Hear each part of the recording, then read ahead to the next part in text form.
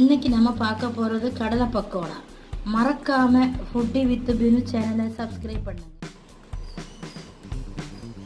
கடலை பக்கோடா செய்யறதுக்கு பச்சை கடலை எடுத்திருக்கேன். 1/4 கிலோ. எல்லா ஸ்டோர்களையும் கிடைக்கும் இந்த கடலை. 100 கிராம் கடலை மாவு எடுத்திருக்கேன். இடியப்ப மாவு 50 கிராம் எடுத்திருக்கேன். 3 பச்சை மிளகு கட் பண்ணி வச்சிருக்கேன். ஒரு முழு பூண்டு தள்ளி வச்சிருக்கேன், சதைச்சி வச்சிருக்கேன். தேவைக்கு உப்பு வச்சிருக்கேன். வத்தல் பொடி 2 ஸ்பூன் எடுத்திருக்கேன். கறிவேப்பிலை 2-3 எடுத்திருக்கேன். காயத்தூள் எடுத்திருக்கேன். இது நம்ம செய்யும் முறை பார்த்துக்கலாம். 100 கிராம் கடலை மாவு நம்ம இப்போ போட்டுடலாம். 50 கிராம் நம்ம அரிசி மாவு எடுத்திருக்கேன், அதையும் போட்டுடலாம். வத்தல் பொடி போட்டுடலாம். 2 ஸ்பூன், சின்ன ஸ்பூனுக்கு தான் எடுத்திருக்கேன். காரம் வேணா கூட்டும், வேணா குறைச்சிக்கலையும் செய்யலாம். 10 பல்லு பூண்டு சதைச்சி வச்சுருக்கேன். ஜாரில் போட வேண்டாம், சதைச்சி தான் நீங்கள் போடணும், அப்போ தான் நல்லா இருக்கும். கறிவேப்பிலை எடுத்திருக்கேன்.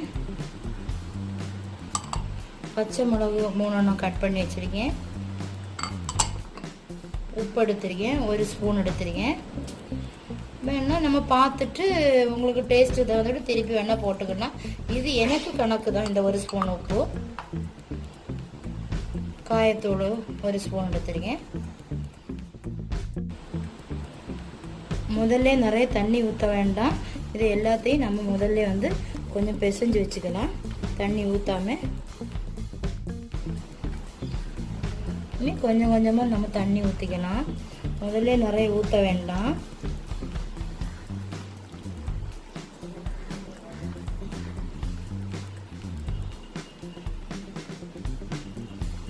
எல்லாருக்குமே இது கடலை பக்கோடா பிடிக்கும். பிடிக்காத ஆட்களே கிடையாது, எல்லாருக்கும் நல்லா பிடிக்கும். இது சாப்பிட்றதுக்கும் ரொம்ப டேஸ்டியாக இருக்கும்.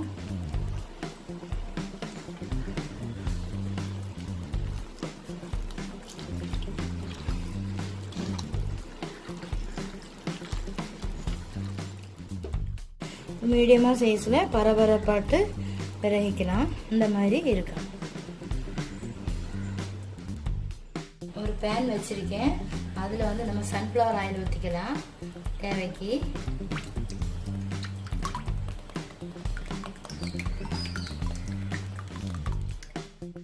ஆயில் ஹீட் ஆயிடுச்சு, நம்ம பார்த்துக்கலாம். போட்டோன்னா மேலே வந்துடும் பவுல்ஸ்.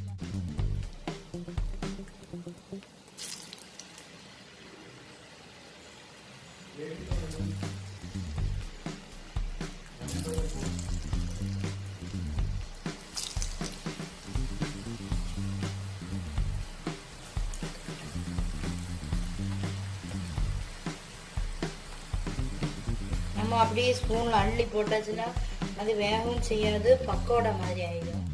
மீடியம் ஃப்ளேம்ல தான் தீ இருக்கணும். திருப்பி விட்டுக்கலாம்.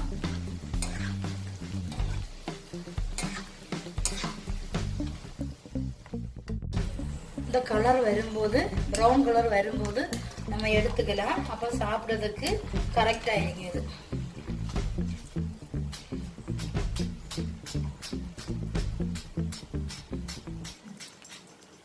இந்த கலர்ல எடுத்துக்கலாம்.